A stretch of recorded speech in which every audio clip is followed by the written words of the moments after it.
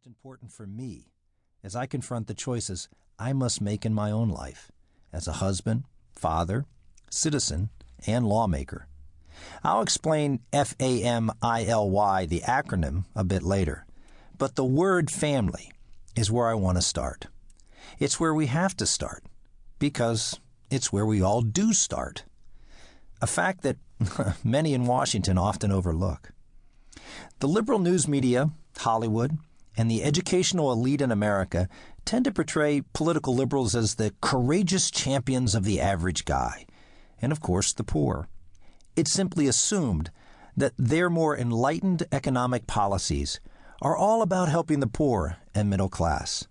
Conservatives, on the other hand, are portrayed as fundamentally selfish, self-centered individuals whose economic policies are crafted to protect or advance their or their golf partners' special interests. Another view the media echo chamber promotes is that liberal social policies are rational, tolerant, progressive, and of course caring. Social conservatives, on the other hand, are portrayed as irrational, ignorant, rigid Bible thumpers, obsessed with prophesying woe. In this book, I hope to show that these all too common caricatures of conservatives and their social policies by the liberal elite can be attributed to liberals' fundamentally different vision of America, a vision that is completely at odds with that of our nation's founders and with the views of most Americans today. Liberalism is an ideology. Conservatism is common sense. By almost any measure, the political, economic, and social achievements of this nation in just over 2 centuries are astounding, and American accomplishments in our own lifetime are no less extraordinary. But the simple truth is, as the voters in the 2004 elections indicated, not everything is well in America. If, over the past generation, we have made great strides in some areas, it is also the case that in the same generation we have seen alarming trends in American society as well.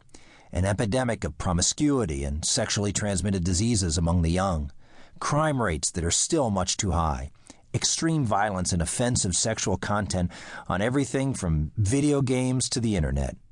3,500 healthy, expectant mothers carrying healthy children exercising a choice to end the lives of their children every day.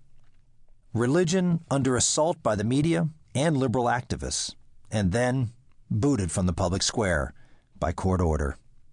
Our schools failing the poor in providing the basics of life and indoctrinating both rich and poor with politically correct dogma instead of virtue and truth.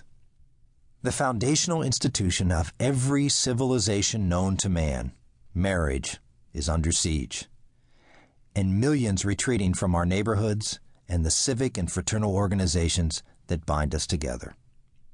Across America, when they gather at backyard barbecues or Little League games, parents share with each other their deep concerns about how hard the world around us makes it to raise children the right way today. Once our social, governmental, and educational institutions, along with the popular culture, seem to work together to aid parents in raising their children. Today, many feel that these same institutions are somehow conspiring against them. The significance of the values voters in the 2004 election shows that many Americans can feel in their bones that something isn't right, and they're looking to something or someone for answers. That points to a problem facing postmodern America. We too readily look to those wielding power and influence to solve society's big problems for us. In particular, we look to the government. And why not? They are society's problems, and the government is society's representative. But over the past generation, we have been learning that governmental, cultural, social, moral, and intellectual power brokers, in far too many cases, have made our problems worse.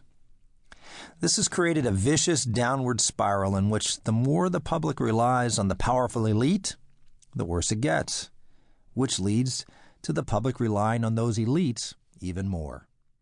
Who are these big, powerful